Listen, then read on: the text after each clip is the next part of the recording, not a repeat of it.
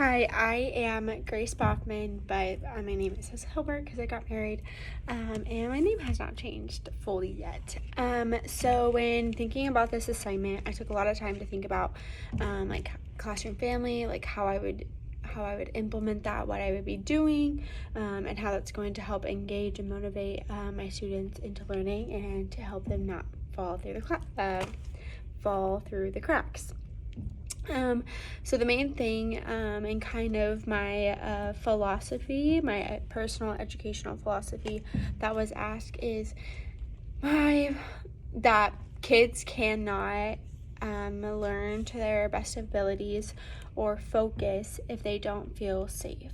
So we need to first establish a safe environment, an open environment that kids feel comfortable sharing out loud, asking questions, doing all these things that help them grow, but they can't do that if they don't feel safe. And that's also why I picked this book, because I think it does a really good job talks about listening, but also what happens when we don't listen and how that's unsafe, and some of the unsafe things that happen in this book because we weren't necessarily engaged with our teacher or also listening. I think listening and engagement really can go hand in hand.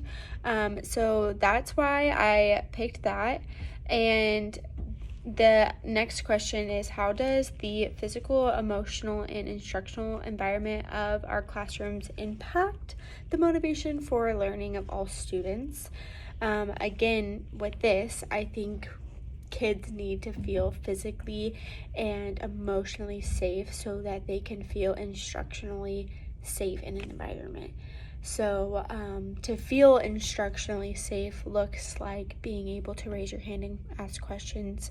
It looks like being able to share your story, say something confused you, or to help another student out. That's showing confidence and showing that they are safe physically and emotionally.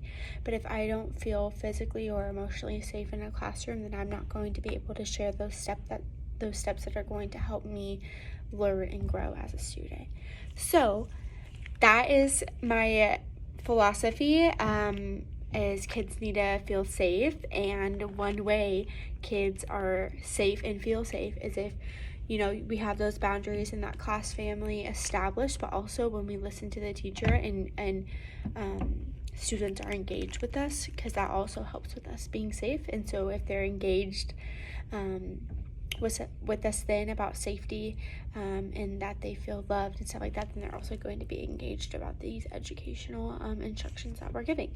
So that is part one, I guess.